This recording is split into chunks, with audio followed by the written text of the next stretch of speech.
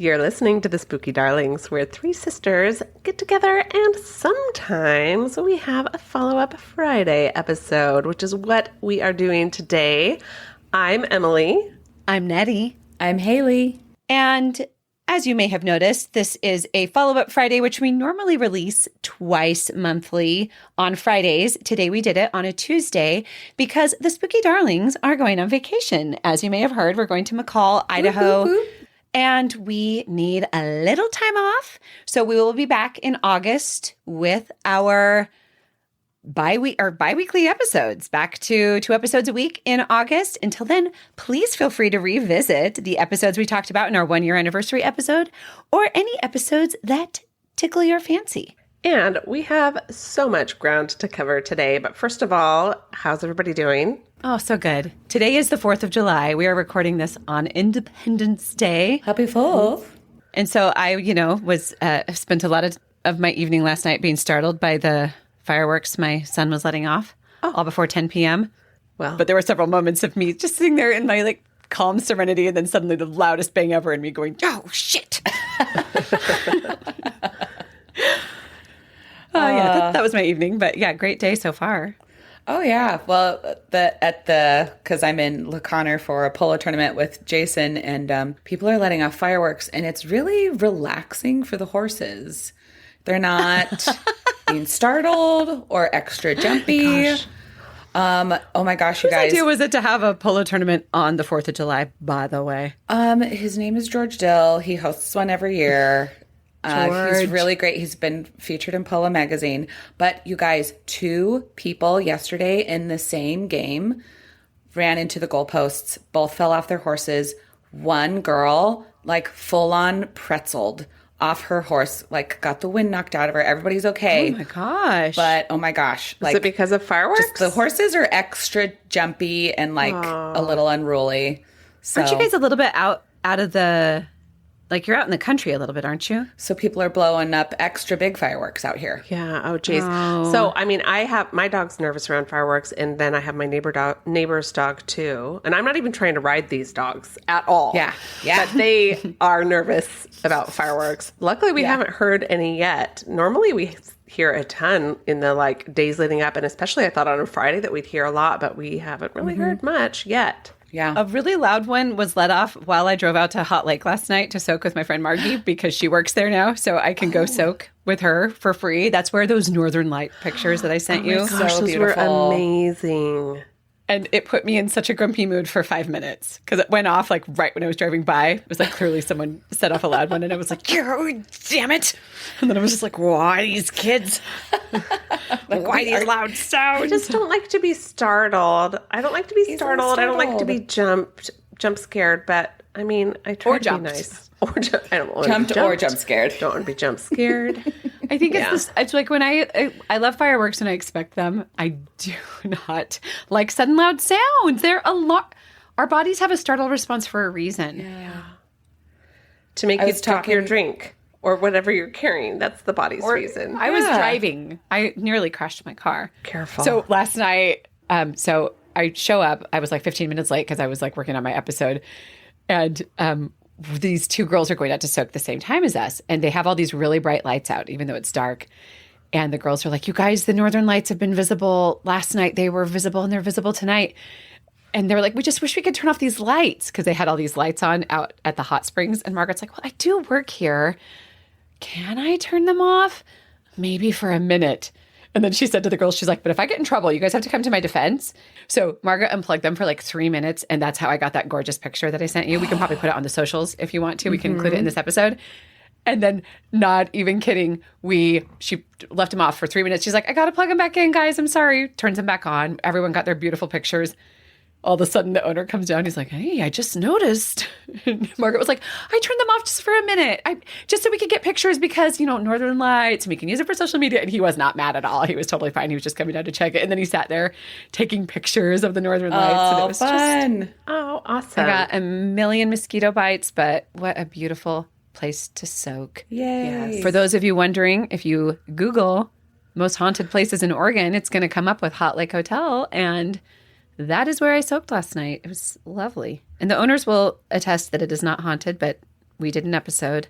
Haley led the episode, like what, in January? Oh, yeah. Hot Lake Hotel? Yeah. Where we January. recounted many haunted episodes. And my friend that works there is a little bit Sensitive. clairsentient. Yeah, sensitive. And she is like, I hate this place. It's so spooky. She's like, she will not go down certain places. She was like, go walk down the hallway and peek down the elevator. And then she's like, oh, we're being watched. Oh, can we leave? And I'm like, you work here. What are you doing? Why is she working there? I don't know. So I also got a ton of mosquito bites last night. I went to a friend's 4th of July on the 3rd party. So she did it a night early, just had a nice, fun party. There was a cornhole tournament. There was, delicious food. I met a guy, and I wish that I had had more time to pick his brain because he used to work for the FBI. He's worked on some fascinating cases, and he also now works for Homeland Security. So I feel like he would just have so much information on interesting topics. His wife had a lot of interesting stories to share too. I'm going to see if I can... You gotta just become friends with these people. I mean, listen, I love them. Let's see if I can get them to love me. Yeah. I'll do my best. It was a super fun night. Oliver ended up being cornhole partners with the Homeland Security guy, and we laughed because Oliver was absent for the naming. Oh no, he wasn't actually absent. They were trying to find names. They had a couple options, and they ended up. Oliver was like, "Yeah, whatever one is fine," and they ended up choosing the whole patrol, which made Oliver roll his eyes and act so embarrassed every time. I was like, come on, dude, you're representing the whole patrol. And then when we were on the way home, he goes, Mom, do you know why I was so embarrassed by the butt patrol name? And I was like, I think you just gave it away. You called it the butt patrol. It's like, you have holes other than your butt. It's also your nostrils, your ears. Also, cornhole. Hole is it should have been referencing cornhole. Anyway, it just made me laugh pretty hard. What was your name? Because you were on a team. Oh, I was paired with Ashley's dad, whose name is Roger. So he wasn't there when the naming happened. So I just immediately said, we're the Jolly Rogers. Because we're huge fans of pirates, obviously. Yeah. Obviously. This is not the first episode where the Spooky Darlings have talked about pirates. No. We clearly are fans. Or holes. So Yes. how did they pair people up? Was it just completely random? It was numbered and name drawing, numbered and drawings, and it was all random, and then into brackets, and yeah. So how did Jordan end up on the winning team? So Jordan, Because he's just Jordan, and so he would have won regardless? yes. I mean, Jordan's excellent at most things he tries, and he was paired with another guy who was pretty experienced with cornhole, and they just dominated. Jordan kept joking that all he had to do was be a little bit better than a bunch of teenage girls because the Basso's daughters were there and all of their friends were paired with different people. But yeah. Hey, I would not put teenage girls beating anyone at cornhole past them. I think teenage girls can I hope next year at these girls' school, Jordan. The teenage girls I played against were much better than I was. So I'm like, all right, But yeah, it was super fun. I love it. Yeah. So What did you do last night, hey, besides entertain my daughter again for a weekend of polo? Oh my gosh. She and we had so much fun and sang a bunch. Somebody brought a speaker and just was playing awesome 80s and 90s jams. And Lola and I knew most of the songs. Wait, did they play Ace of Base? I saw the sign. Ace of Base did not come up. Mostly 80s. A lot of ABBA and Madonna and stuff. And so Lola and I knew most of the songs, and we would sing together very loudly, and Lola would harmonize. We were just really in our element. Oh my gosh. I love that she just chills with you and gets and relaxes. And, it got pretty late though, so we did kind of tap out at a certain point, but that polo crowd. I got to ask a lot of people if they believe in aliens. I had a couple of people clarify what kind of aliens was I talking about, and I was like, well, I'm so sorry, UFO kinds. We're very supportive of immigrants, and so especially because in the polo community, a lot of people come up from Argentina to come and play. So right. Is it mostly Argentina? I mean, it's a lot of Argentina because polo is kind of like Argentina's, I mean, besides soccer/football, like kind of their number one sport, like the Argentine Open is like one of the biggest events in polo. And so there are a lot of people who come up and they work as pros in the polo community. And so I also was like just asking, okay, so like, what do you think of UFOs? What kind of UFOs/aliens do you believe in? Most people believe in the grays. And then I got to talk to a few people about like the tall whites, reptilians, and most people believe in reptilians as well. Not everybody had heard about the tall whites. So, you know. I love how just asking Haley about a casual Friday night. How'd your Friday night go? Well, I did get to talk to people about aliens. Because I talked about being startled by fireworks. Emily talked about, and soaking it hot, like Emily talked about cornhole tournament, and you're like, aliens. Do you believe in them? Do they live in our Earth / under the Denver airport? What are your thoughts? I think they live in the Bethelith. Yes. Actually, that's our government. I'm sorry, Nettie, you're wrong. Oh. They might be one and the same. But there was this guy who I didn't even catch his name.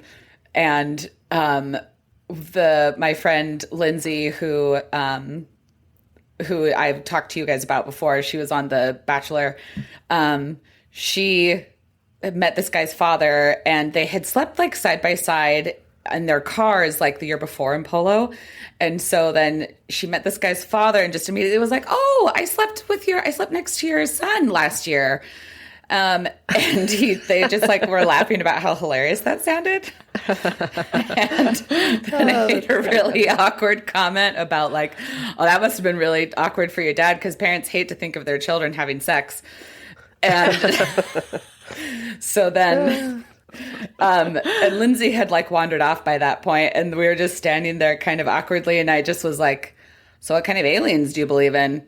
And that's where the whole conversation started.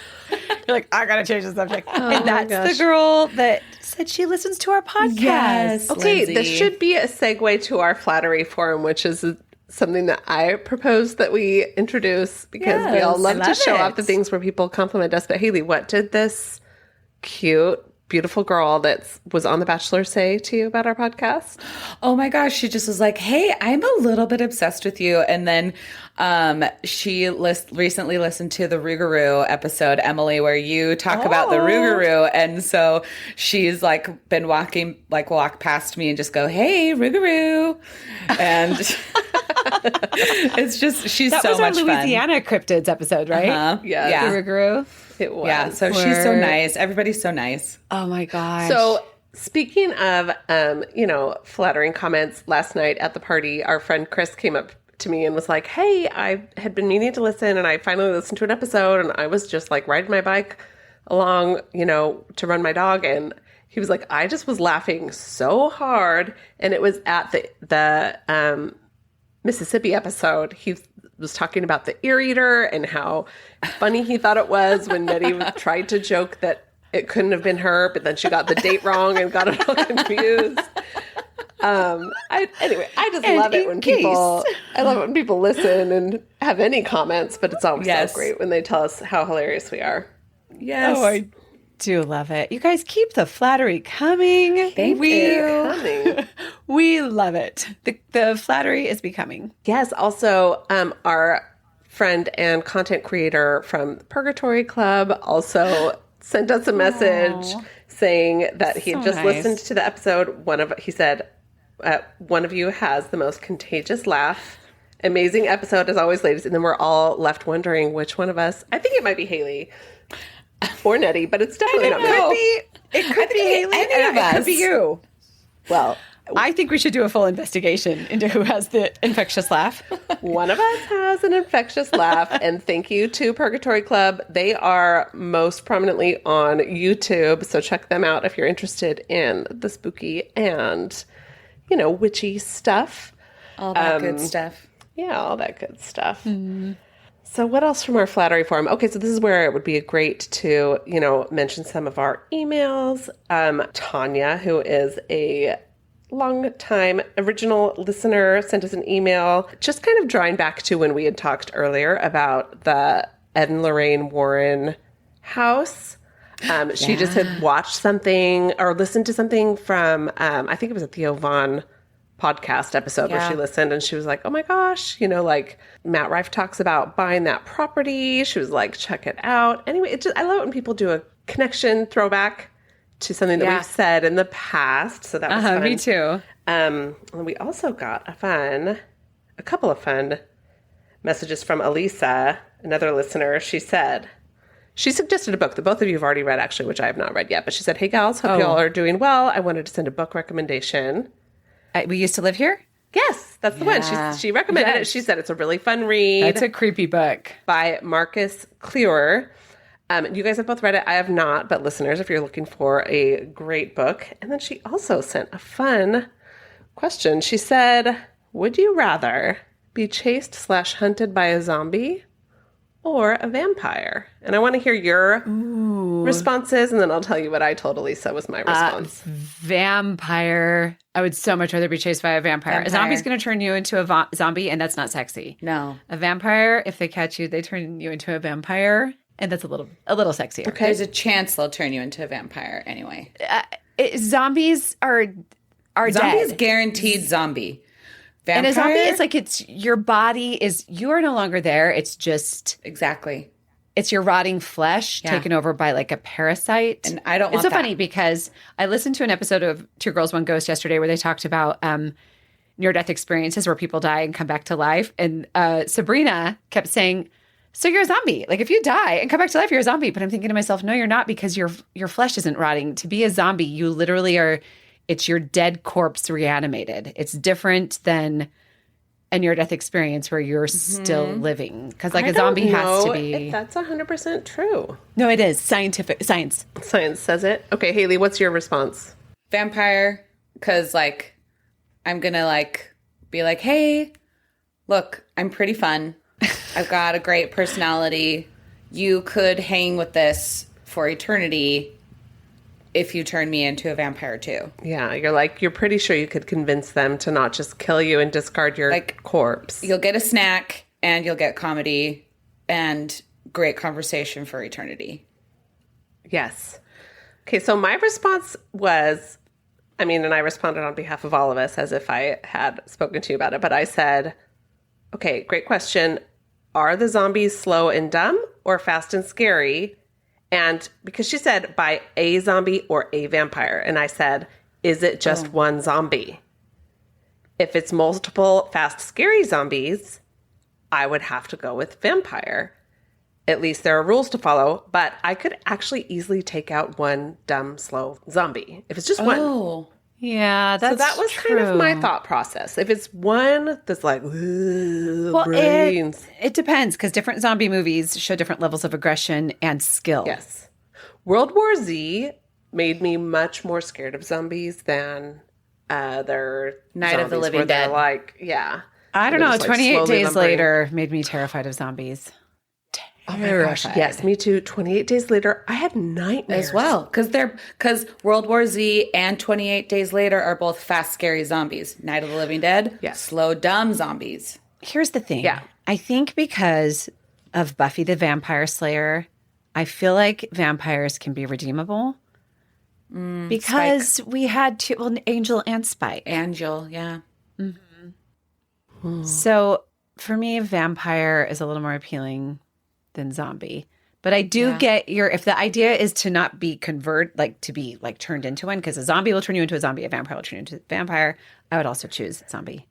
Yeah, if it's slow. If my ultimate choice is which one do I want to be, for sure vampire, but like she's saying which one would you rather be hunted by? Yeah. And that's where my follow-up questions were important. You're sticking with the question. Like one dumb, slow zombie I could beat for sure. Is the zombie or vampire in love with me? Because I would rather have a vampire in love with me than a zombie in love with me. Obviously, they're both in love with you. Also, Bram Stoker's Dracula. really made me love vampires too a little bit. Yeah. Well, Yeah. Because he was like, he has that classic line of like, I've crossed oceans to find you, like oceans in time to find you. And I was just like, yeah, but so tricked and fooled. I'm still waiting for a man to say that to me. So romantic. Perfect. Did you have any more? Anything else from our flattery forum? Anybody? Well, we had a nice message from a fan. I don't know if she wants to be named, but a friend of ours who said, girls, congratulations. I'm so excited for you and your 1-year podcast anniversary. You have done such an amazing job building your podcast, and it has been so fun to watch it grow. I loved listening to your anniversary episode going down memory lane. The favorites that you mentioned were also some of my favorites too. While I haven't been able to listen to every episode every time I tune in, I get sucked in and end up laughing along with you. I'm just so proud of you and everything you've accomplished. Wishing you many more years of podcast success. I love you all. Can I be an adopted Rampton sister? And so I just want to say thank you. You know who you are. Aww. That was the sweetest message. And we all just warmed all of our collective cold hearts. always. Love you, friend. Love you. Thank you so much. Okay, so what have we all been listening to lately and watching and consuming? I did convince my husband to watch Begonia with me, which I know you also watched, Emily. It was on your recommendation. Yes, it was so weird and good. It was so wild. Haley has not yet watched it, but she's like, tell us. And we're like, no. Tell me about it. Gotta watch. No, I mean, listen, part of what I loved about the movie was going in with like very little information about it. Like, I don't think I had even seen a preview about it. So, I have I've seen a preview. I know what it's about. but I was still wildly taken by surprise. It was great. I think it's worth watching. Emma Stone is always immaculate. And I also always enjoy Jesse, what's his name? Plemons. Yeah. Yeah, he's a great actor. It was a fun one. I think it's worth watching. Mm-hmm. Well, maybe. I think you'd like it. I am sure I would like it. It's just a matter of time. Yes. I did get Brent and Theo to watch season 1, episode 1 of Widow's Bay. They're so funny. Lola was like, Mom, I know you've been asking me to watch this, but I finally saw a TikTok and someone said it's like a spooky Parks and Rec, so now I'll watch it. And I was like, I have said that to you so many times. And she's like, I just thought that, because she had seen me watching High Potential and Only Murders in the Building. She goes, I thought it was like that other show you were watching with like the detective that knows everything. And I was like, High Potential? No, it's not that one, but that is also a good show, but no. And nor is it only, and then she goes, and then this was the funny part. She goes, or that other show you watch with that girl that looks like Selena Gomez. And I go, I think you're talking show about with Selena Gomez in Only Murders in the Building, so which is funny. another great show that you'd like. And she was like, oh, that's actually Selena. Well, they so really funny. got somebody that looks just like Selena Gomez. Oh, she cracked me up. Yeah. Other than that, I've actually, I don't know. I feel like I've actually been watching more TV, but High Potential, I'm in season 2. It's a great one to watch while I do other tasks.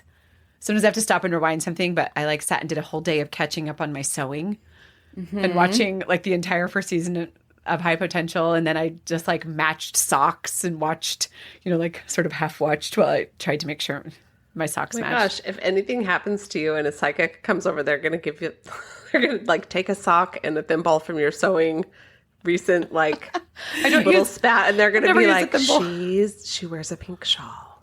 They're going to be like, she watches TV. That's all she does. And you guys will be like, no, she really doesn't. She never has time for TV. They'll be like, sorry. I'll be like, you are correct. According to these psychometric objects, that's all she does. Okay, and I think we agreed together that we are going to start a new segment called Tricked by TikTok. And other corrections. And other corrections. Yes, because you guys, you don't know how many people, in addition to anybody who listens to our podcast, but how many people I talked to about the UK-US match happening today in Philadelphia. Me too. For FIFA. I did too. I talked to him like so confidently, and then I heard other people talking about it too. TikTok totally tricked us. That is not Started happening a rumor. even a little bit. TikTok it's not more happening like at all. More like Trick Talk. We're on to you. Yeah. Oh, TikTok. That's good. Nitty. That's really good. So basically, the U.S. is not playing the U.K. and it is not in Philadelphia. I think they already the U.S. did. is not even playing today. I think the U.S. played UK a couple days ago. It's in the past. Well, it wasn't on July 4th. I don't know if that really is true, but I don't trust anything or anybody anymore. So basically that was a lie. Yeah. Also, though, okay, so speaking of... Oh, no, okay, I just looked it up. The U.S. and U.K. cannot face each other at this stage of the 2026 FIFA World Cup. Well, rumors circulated about a potential 4th of July matchup, so we were not alone in being tricked. The U.S. advanced to the round of 16 to play Belgium, while England advanced to play Mexico. So they're not even to the point where we can play each other yet. Okay, and can we please just, like, not lie on TikTok or Instagram or any news site? Like, no, that just people stop lying. Listen, you've got to stop lying on our preferred news source, TikTok. Yes. Okay. So in a similar vein, did you guys see this whole thing where, so there's a New Zealand soccer player named Timothy Payne, and apparently DoorDash, like somebody who was controlling the DoorDash Twitter account or X account, whatever, tweeted during the game, okay, everybody relax. T-Pain has a plan, New Zealand flag soccer. So he plays that, and then T-Pain, the rapper, replies, I'm playing dubstep at Red Rocks. What exactly do you want me to do?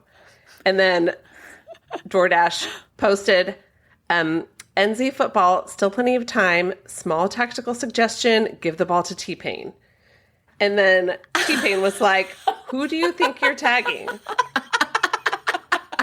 And then again, DoorDash said, T-Pain, you gave everything out there tonight. We saw it. And T-Pain was like, I literally don't play soccer. Sorry, you do now. So then he was like, are y'all okay? Stop tagging me in these soccer posts. And I was watching this. I was laughing so hard. I was like, this is the best thing that's ever happened. Oh, my gosh. But then it turned out to be another tricked by TikTok. It was a publicity stunt. A TikTok? It was a TikTok. He posted a video that was like, why am I getting all these DoorDash orders? And he was like, I'm going to keep these Tim Tams. Anyway, it was all... Do we need to start a TikTok series called Trick Talk, hashtag Trick Talk? We should. Where we talk about how tricked we've been? A brilliant PR stunt that I wish I had come up with because that was great. Yeah. But Timothy Payne and T-Pain are not the same person. I thought it was so funny until I realized I was duped. Oh, jeez. Duped. Yeah. Did you guys have any other things that you were tricked by? Not tricked by. Are we segueing into... What about... Should Corrections Corner that don't have anything to do with TikTok be in this point right now? Let's do. So, Emily, you tried to quote Spider-Man. You tried to quote Spider-Man. And because I had said I had said... absolute power corrupts absolutely. Haley and I had talked about that quote, and you're like, isn't that from Spider-Man? And then we're like, never mind. I think the quote is like, Spider-Man is the best Spider-Man, is the best boss, or something like that. It's the best boss. So I looked up the actual quote, and it is, with great power comes great responsibility. I think that's the quote you were looking for. That's the quote I was looking for. I didn't actually think the quote was Spider-Man is the best boss. I just lost confidence in my ability to say the correct quote and then said something completely wrong. And then I made a note to look it up. I added it to my FUF notes. I was like, look up Emily's quote. The other thing, and I don't know why everything I looked up has to do with Emily this week, but the other thing I looked up is we talked about in our 1-year anniversary episode how my favorite cryptid of Emily's was the blockheads. And then we could not remember the name of the blockhead type creature. And remember, you couldn't find your notes on that episode. It was Connecticut cryptids, the prettiest cryptids in all the land. And I looked it up. Actually, I went and listened to the episode this morning, or I listened to the segment. And it was the Spectre of Winterfeld. Oh. And it happened in 1967 near Surrey, England, where a couple saw basically the exact same thing that you saw, even including the right arm extended above the head like a beacon. But that the did I say that you saw? You did. Correction in corrections. Nettie, Emily didn't see that. You guys. I wish. The same thing that, when I say you, I'm talking to the lady who must still be alive, who in 1957 saw what was deemed the blockheads in Connecticut. Then Mary Starr was her name. Mary Starr is correct. And then in 67, the people from England, who's, of course, I didn't write down their names, saw the specter of Winterfeld.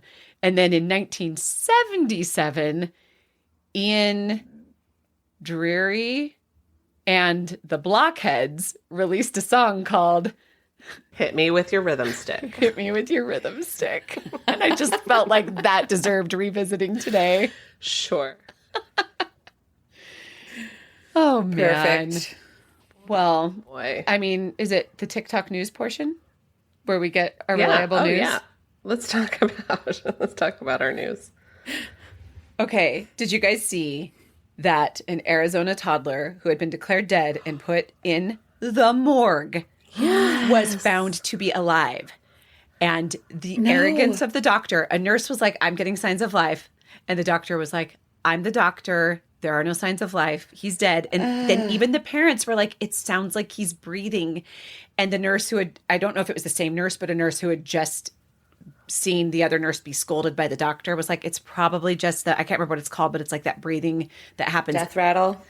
Not a death rattle. It's like after death, it's like those just like gases being released. The child was then sent to the morgue for several hours, and then the mortician discovered the child alive.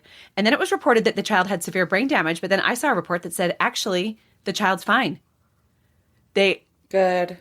Yeah, the kid is fine. Oh, crazy. Isn't that I'm nuts? I think time will tell if there's anything, any additional lasting trauma or, Yeah. whatever, like ramifications of that whole It's thing. so crazy. Yes. To which I just want to say, like, that nurse, her gut was telling her, and the parents were even saying it, but they all deferred to the doctor. And I'm not blaming them in any way because I know that I would do the same thing. We've all been taught to defer to doctors. But I feel like we're getting to the point in society where if you know that this person in authority is wrong, you have to stand up and say, I know what you're doing is wrong. Yes, and I feel like it's also, we need to have a societal shift where there are protections in place for questioning authority too, right? Like you have to, like that nurse has to know that she's not going to lose her job. She's not going to have a hostile workplace for saying, doctor, you're wrong. Yeah. Right. We need to look at this. And just like doctors, like get your flippin' egos out of it. Like you can be wrong. I mean, you don't know everything. And it's just this like kind of like God complex that I feel like some people get, not all doctors. I have so many doctor clients who I just adore, and they are wonderful, wonderful people.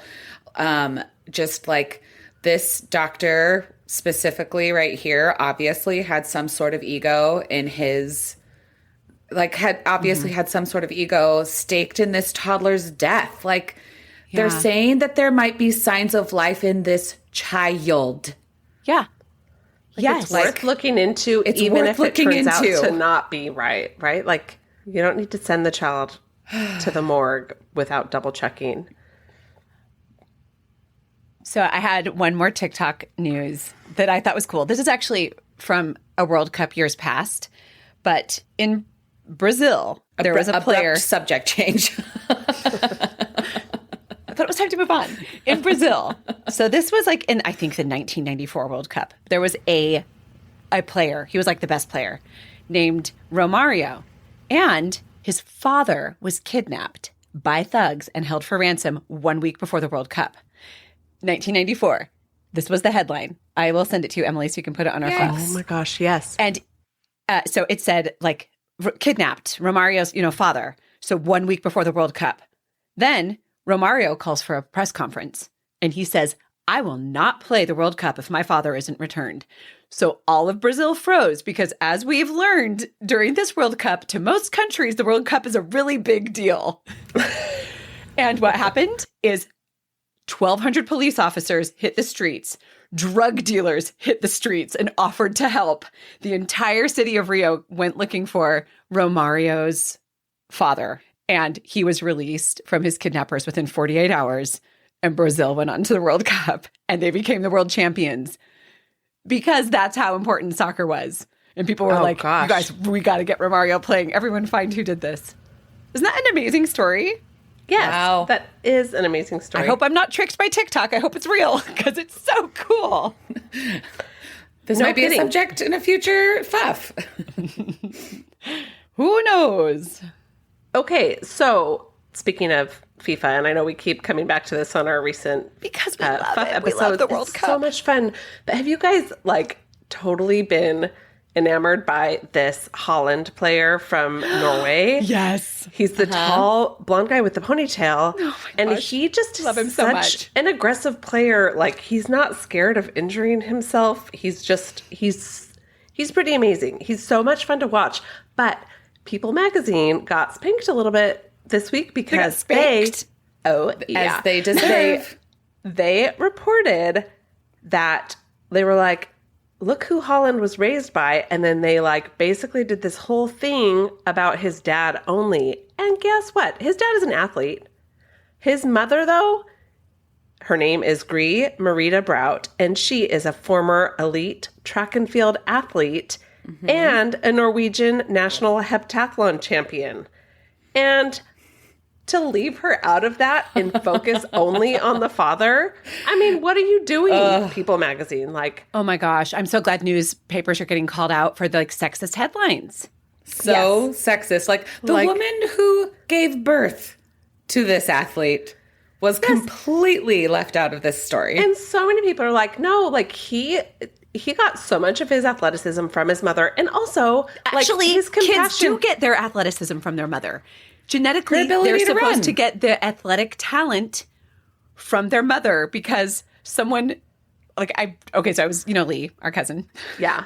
So I saw her at a choir concert and I was like, oh yeah, those are my kids, up there performing. And this girl was with Lee who I'd never met. She was so sweet. And she was like, oh, your kids, I just heard that kids, oh no, this was at Hunchback of Notre Dame. She was like, I just heard that kids get their athletic talent from the mother. So maybe they also get their performance and artistic talent from the mother. And she was trying to give me a compliment. But of course I was like, that's why my kids aren't athletic. And the girl was like, oh, no, I didn't mean to. And I was like, this explains so much. Sorry, kids. Oh my gosh, that's so funny.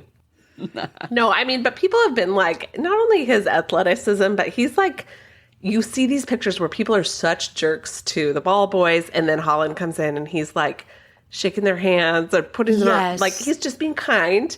Yeah. And it's like, anyway, give them all Everyone's credit. tossing their jersey at the guy, and Holland puts it in the guy's hand. Emily, didn't you, because I watched the thing that you sent, didn't also they say that like the player also credits his like morality, his sense of morality to his mom as well? Yes. And so like his sense of kindness, how he is so kind to like the people that some kind of like dismiss, like the ball boys. Yeah. Yeah. Anyway, yeah, he's been super fun to watch, and I loved seeing They have like people songs call about out. him.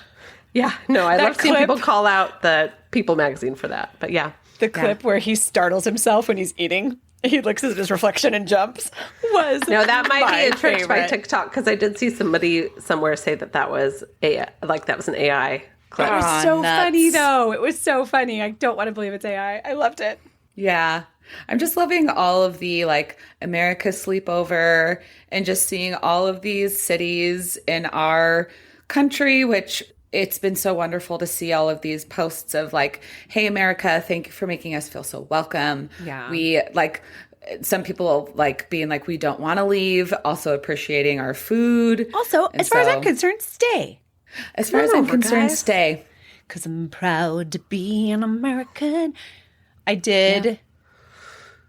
did see a thing where a Scottish woman, and I almost don't want to say this, maybe I'll cut this out, but the Scottish woman was like, I'm so glad America's embracing the tartan army or whatever they call it. And she's like, but we're all experiencing much less domestic violence over here because the tartan army is in the U.S. supporting. And so she was like, there's a lot of violence in Scotland. There's huge domestic violence problems. I'll probably cut this out because we're trying to keep it positive. How true that can be, because, I mean, listen, I don't know. What I was about to say is also problematic, so let's cut this out too. We'll cut the whole thing out. We'll keep it positive. The people in the tartan army that have enough money to fly to the United States are probably, I'm not saying that they're the only, I mean, like, whatever I was going to say is problematic and classist. So forget it. Domestic violence happens at all levels. At all levels, it does. But also, like a lot of people that can't afford to come to the United States are still domestic abusers, is what I'm saying. And they would also still be there, like it's just the rich people coming over here. And I'm not saying that, but I'm just saying, like, that can't be enough of the population to be like, okay, finally, a break from domestic violence. Like, that just seems I'll see if I can find the clip and send it to you. Yeah, send it, but let's cut this whole part out. Yes, I will. Let's cut it out. I don't feel comfortable with it, but I do have a really cool story, though. Yeah, tell it. Did you guys see the coolest story? Because it was like, I know either of my sisters would do this, where the aunt saved her niece from being kidnapped. She was at the park with her niece. For some reason, it was hitting TikTok now, but the story's from a couple years ago. But this lady was at the park. She was on rollerblades, and she had her niece with her on a bike. And this man comes up, snatches her niece, they're on kind of opposite parts of the track, snatches her niece off the bike and shoves the little girl in the car. This aunt sprints across the grass in her rollerblades, throws herself into the driver's side of the car and grabs the steering wheel and just starts telling her niece, fight, get out of the car. The man is actually climbing over her niece, trying to get into the driver's side. And then another person comes and eventually helps. But she said that she just threw her body in the car. The window was digging into her and cutting her waist, but she was not letting that man take her niece. Oh, and he had tried to kidnap another girl earlier in the day. Little 7-year-old. That is disgusting and horrible. Oh, let me guess. He was released within 24 hours too. I don't know, actually. I see so much of that. Sorry, I'm being cynical. No, I think disgusting. he's in jail. Ugh, good. But yeah, I just was like, I know either of you would do the exact same thing. And she just was like, sprinting in rollerblades. I would have been like, my rollerblades. I mean, I know I would have sprinted in my rollerblades too if it came down to that, but I just keep thinking about. First of all, I would not be rollerblading, but I would kill that man. Yeah. If it was important for you to be in rollerblades, on wearing rollerblades, however you say that, and wearing jean shorts, probably because that's what I picture, to save your nieces, I know you would do it. Yeah. Yes. All of us. Yeah. Did you guys see? Louise. What is wrong with people snatching children? What is wrong with people? Did you guys see the footage about the Venezuelan earthquake and all the damage? Yes. So horrific. I though loved the story about, so there's a soccer player, I think from Argentina, whose wife and kids were in that earthquake, and his wife didn't make it, but she had shielded the baby's body with her own body, and they were able to rescue the baby. And he had to leave the World Cup. He was an Argentinian World Cup player to go down, and he actually was it Argentina or Venezuela? Venezuela is where the earthquake happened. It was an Argentinian football player. Okay. But for some reason, his wife was in Venezuela and was in the earthquake. And so he flew to Venezuela, and he helped to try to dig through the rubble. So sad. Yes, it's so sad. Oh, that's so tragic. And then there was a woman who kept her baby alive, 18-day-old son, for 30 hours in the rubble. And she just said that she felt like giving up, but she said, I can't give up as long as my son is still alive. I have to stay alive for my son. And they were finally able to dig them out. And there's footage of her getting dug out. Oh, that's so devastating. Wow. That is her being dug out of the earthquake with her little baby. So, it's devastating, but it's also so much heroicism with these people trying so hard to find these, the living people and digging them out. And it's tragic, but also you're seeing the best in humanity with all of the work people are doing to help these survivors. And it just, I don't know. The rescue efforts. Yeah. It's been a crazy thing to watch. Yeah. Yeah. Anyways, Haley, did you have a abrupt subject change? So, Secret Lives of Mormon Wives, Taylor Frankie Paul, Dakota news. So Tate Paul, Taylor Frankie Paul's ex-husband, he tried to file for a temporary protective order, has been denied by a judge. And then he filed for reconsideration, also denied. And it has been said that he has been in close contact with Dakota and this like therapist that is like super heavily invested in Dakota's side of things. I mean, like, I'm not necessarily, of course, I've said this before, I don't support everything that Taylor has done. Taylor at least can say, I've been wrong. Dakota's side is not willing to say that. Right. And like they even have tried to say that he was in self-defense in some of the acts that have occurred. And the judge who has seen video footage of these acts has said, no, you are guilty of domestic violence. And so both Taylor Frankie Paul and Dakota are guilty of domestic violence. But Tate, who has had an amicable relationship with Taylor up until the release of, not the release, up until Dakota sold this video that he held on to for 3 years to TMZ, Tate and Taylor have had like a good relationship. And so in late June, he filed for this temporary protective order. In early June, he left to Iceland for quite some time, and the kids stayed with Taylor. Happily left the kids with Taylor with no problem. This is a move for him to try and keep the kids from Taylor, which is what Dakota is doing. Fine leaving his kids with Taylor if he wants to go somewhere. Also, Dakota and Tate have the same lawyer. Exactly. This is so they are in close contact, and this weird therapist is... I just don't understand. I know Taylor's done so many things wrong. I totally get it. She is not perfect, but I do not understand defending Dakota. No. I guess I just feel like I get it. I get that Taylor is worthy of criticism. I mean, we all are. Nobody's perfect, but when people just are like, Dakota's trying his best. He's trying to be a good father. He's doing what's best. It's like, no. The Dakota's evidence, an abuser. Every single girl he's dated, every single ex of his has said he's a manipulative abuser. Every single one. And people just around him that haven't even dated him. Like, they have said this. They're like, no, he is a manipulator. Viewers who watch Secret Lives of Mormon Wives from the start, such as us, have said something's wrong with that guy. He's in it for clout. He's taking advantage of Taylor. He's taken advantage of Taylor. Like, and Taylor is now, she's like releasing screenshots of text messages of just like her being like, I am working. One of us works. Okay. I am trying to make money for this family because I work. You can watch the kid. If the roles were reversed and it was Dakota, they'd be like, well, he's trying to make money. Of course he has to go do these. Of course she has to watch the kids. But when it's reversed and she misses parenting time because she's on a work thing, everyone criticizes her. Says, how could she miss parenting time? How could she not take advantage of that? It's there's so much gender bias. It drives me insane. Yeah. It's the gender bias and just like all of this grace for Dakota, seemingly. And then like this Alex Lamoureux, so-called therapist, being like, she is the sole responsible person for her miscarriages. I think that's just such a disgusting thing to say about a woman who's experienced trauma. I think so too. Like, it's just, I have a problem with only blaming Taylor and the men taking zero accountability because Tate, guess what? You were the one who wanted to start swinging. Okay? So Taylor did what you wanted.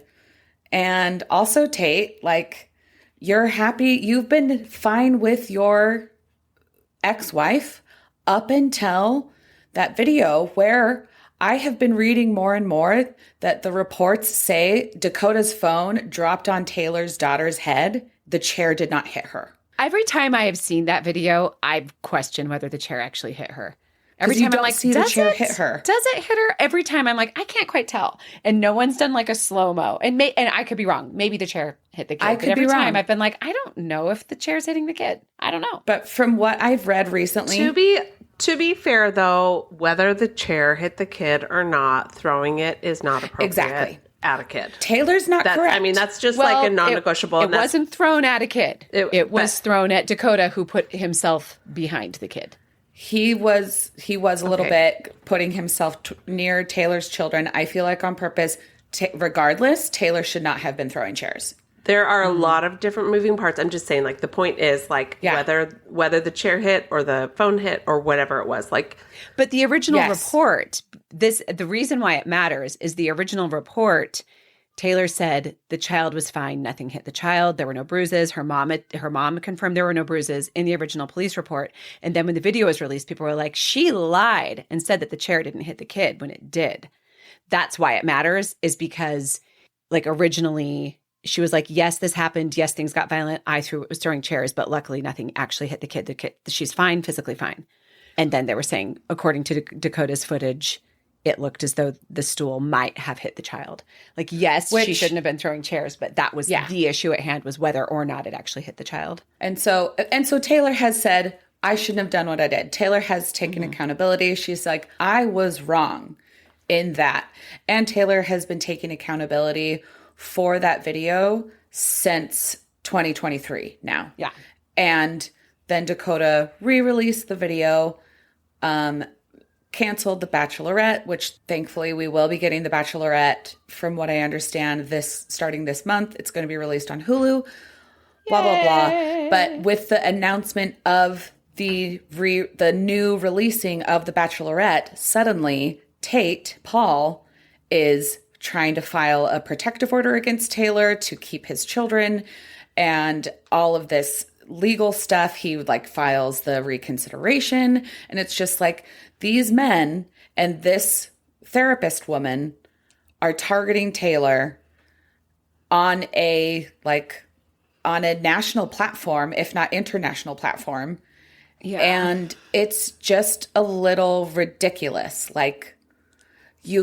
Nothing has stuck. In fact, Dakota, from you releasing this video and filing what you filed legally, you have now been found guilty of domestic violence. You now are a domestic abuser, considered by a judge. And Tate, what are you doing? Stay the hell out of this. Like, you have no business here. Like, you and your ex-wife have been fine until you started talking to Dakota and to this weird therapist woman.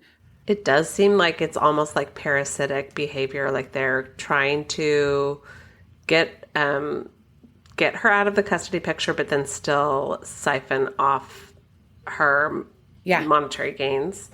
And all of this stress, Taylor checked herself into a mental health facility, which they are now weaponizing against her, saying that it was a rehab center. And it wasn't a rehab center. You don't check yourself into a rehab center for a week. She just said she was seeking treatment. And I think she even specified it was because of stress and anxiety. Yes. She never said it was like rehab for a mental drugs. Health. Mm-hmm. She is tested for drugs quite regularly because she is on probation. It was not for drugs. Yeah. She was in this for a mental health help, and they're weaponizing that against her. Her ex-husband flipping Dakota. The days of lobotomies. more like Dakota, and then this woman who obviously hates women. This Alex Lamoureux on TikTok, Alex, relax, girl. Her videos are so hateful. She is a pick-me. All of this just feels very calculated because Taylor has the success she has. Yeah. So I thought that was going to be quicker than it was, but that is the Secret Lives of Mormon Wives little corner. Oh, and Jesse and Marciano, they're going strong. And they're adorable together. Oh my gosh, they're so cute. I loved her outfit updates in Mexico. I know. That's pretty cute. Were we going to talk about the good news about Kelsey? Oh, yeah. Say it. Quick specs on it. Woman rower Kelsey Pfendler. Woo. First woman rower and fastest rower ever. Mm-hmm. It took her 43 days, 17 hours, and 55 minutes, arriving the morning of July 4th to the island of Oahu. Go America! Yeah. That is so amazing. From California. Oh my gosh, I was so happy to watch the video last night. I missed it live because I was soaking at Hot Lake, but What a lovely celebration. I love that she set out not realizing she was actually going to break the all-time record. Yeah. She's like, I just want to be the first female to complete this row. And then she's like, actually, it looks like I'm going to be beating the all-time time of a solo rower. Well, and I appreciated her video where she was talking about imposter syndrome, where she was like, I need to slow down. Like, maybe I shouldn't be going so fast. And then like pushing through that and just being like, I am allowed to be the fastest. Like, she's like, I'm allowed to do that. I love the video where she talked about her coffee and she's like, I've been doubling up and I'm going to run out and I have to decide if I want weak coffee and have it last the rest of it, or if I want coffee the way I like it, but I'll only have it for a couple more days. And she's like, I think I'm going to have it the way I like it for a couple more days. Yes. And I was like, oh, I just relate. And then she's like, so caffeine pills it is, because once the coffee ran out, she was taking caffeine pills. Yes. There's this content creator, I wish I had thought to get their name down, where she's this like very passionate Black woman. And she's like, Kelsey girl, we are worried about you. And like, She's hopefully like, it's okay for me to... When she got out to clean the barnacles off the boat, she's like, get back in the boat. What are you doing? What are you doing in the water? And I just loved her commentary on Kelsey rowing and just like, so worried about her. Yeah. Oh, it was beautiful. Yeah. It was lovely. I loved when the Coast Guard stopped and sang her happy birthday. And then, I didn't see that one. Oh, the Coast Guard stopped and they were like, we're so proud of you. It's so amazing. And then all of a sudden you just hear this whole chorus all singing happy birthday to her. And it wasn't even actually her birthday. And then the other, like, before that, when the Chinese boat stopped in and they were using Google Translate, and the man was like, okay, I need you to email me next week. And she's like, I won't be there next week. It's going to be like in 3 weeks. And he's like, okay, 3 weeks from now, I want an email. Here's my address telling me you made it okay. So then I can feel good that you made it okay. And it was like the sweetest thing. The collaboration. It was just so wholesome and beautiful. He just was like this Chinese man on a boat from China that just was like, this girl's out in the middle of the ocean and I want to make sure she's all right. I'm gonna check on her. And the Coast Guard was so proud of her. It was just like, good job, Kelsey. I loved it. Yes. I loved just seeing her struggle. I'm glad that she showed us her struggles. And the video of her showing up at the dock was lovely. Seeing her just get all the lays put on her. And yes, and for sitting that long and then like watching her wobbly. walk. She was so wobbly. Because also the water, you're constantly. Her sea legs. And I don't know if you saw the like final picture of her with all the lays. Covered in the lays. Yes. It's so good. Oh my gosh. Yes. I loved it. There was like a moment where she like kind of could just only see out of her eyes. There were so many lays on her. Oh, that's so neat. All I could imagine was like, can you imagine that meal, that first meal you have that's not like a freeze-dried meal? I would be like, Halloway Joe's, here I come. I want your biggest prime rib. Did you see the woman hand her a canned coffee? And she was like, yes, coffee. No, I didn't see that. That's amazing. Oh my gosh. The people paid attention. They knew what she wanted. She was so sad to be running out of her coffee. Okay, listeners, if any of this was trick talk, let us know at thespookydarlings@gmail.com. Yes. Yes, please. Getting tricked a lot. No kidding. Oh my gosh. Kelsey. Wow. Just what an example. Kelsey Pfendler. Amazing. Super And neat. now we're announcing officially the Spooky Darlings are gonna row. Just kidding. Just kidding. That was a surprise. We're paddling on. No. Starting July 20th, we're paddling on Lake Pay at Lake. I was just about to say, here's our challenge. Yes. We will float daily from July 20th to July 30th. In the same spot. We will also kayak. We will kayak to the jumping rock. We will encourage our children to jump, but we will continue to show them an example of not giving into peer pressure by not jumping ourselves unless we want to. Yes. Exactly. We're just only being if we want. Example for the kids. You don't have to jump. Yeah, exactly. You can stay comfortably in your kayak. Yes, you're allowed. Okay. Should I close us out? Yeah, close us out. Thank you so much for listening. Once again, we are the Spooky Darlings. You can find us on the Spooky Darlings podcast on TikTok, Instagram, and YouTube. And if you'd like to email us, we are thespookydarlings@gmail.com. Yeah. Platforms are the Spooky Darlings. So that would be like Spotify, Apple, anywhere you listen to your podcast, except for YouTube is the Spooky Darlings. You can email us at thespookydarlings@gmail.com, and you can find our merch at thespookydarlings.printful.me. Hoodies, bags, t-shirts, those things you wear on your head. Beanies. That's what they're called. Not baseball caps. Oh, should we do baseball caps? We should do trucker hats, yeah. Oh my gosh, trucker hats. All right, yeah. And this is just a reminder that the Spooky Darlings are going on vacation, and we will be back with our twice weekly episodes in August. Have a wonderful July, and in the meantime, go back and revisit some of our old episodes. Maybe there's some you missed. We'd love to hear which ones you decided to listen to that you might have missed the first time around, or which ones you gave a re-listen to. Any thoughts, girls? Thank you for listening. And yeah, I mean, Just thanks for listening. it's been a great first year. It's been an amazing first year, and thank you so much. We love you. I think you're fine. I think you're neat. I'm just more loving than my sisters. Don't say it so much. It cheapens it. All right. Thanks for listening. Goodbye. Goodbye. Goodbye. 5 stars. 5 zombies chasing you. Spooky.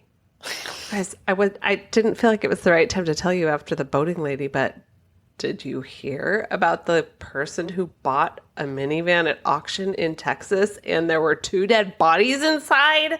There is never a wrong time to tell us that. We're adding this to the episode because I'm still recording. This is staying at the end. It was on my list. Oh, I didn't mean to cut us off. I did it. No, it's okay. No, We're just over an hour.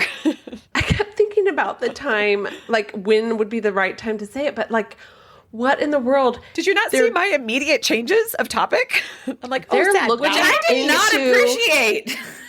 They're looking into the tow truck driver, apparently, or like at least questioning him. I don't have any additional information. I don't know why these 2 men, it was like somebody smelled something and then reported it. But this car was like in a crash. I think it was a minivan. It was in a crash and they found two dead males in the back. Oh, no. Isn't that bizarre? In Texas? In Houston. Decomposing bodies found in minivan. Ooh, auto shop workers in Houston, Texas discovered the decomposing bodies of 2 unidentified men in the back of a wrecked minivan. That's what I just told you. Yes, exactly. Oh, Yikes. That's crazy. Breaking news. Emily, did you hear about this one? I'm just kidding. And then I repeat exactly what you said. You guys, there's so many things to talk about that we didn't talk about. The family with the 18 kids found in the 12 by 12 room. Wasn't it 16 kids and like 4 adults? I almost said 21 kids. So the number of kids, adults. That would be the Duggar family. I don't know if this is true or not, but the woman who like is maybe probably the mother of most of the children that were found was like abducted when she was 13, so she's probably a victim too. Did you guys see that? I did. Well, yeah. I mean, It's pretty nuts. I mean, I don't know. It's all awful, and I don't think there's enough information to know how to even talk about it yet. I can't think it's pretty she's not terrible. a victim if she's had that many babies in that many years.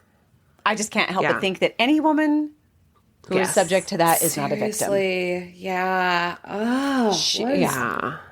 pretty And awful. what- Wrong with people. Yeah. Stopping recording. Okay. Now? Love you guys. Okay, me too. Yes.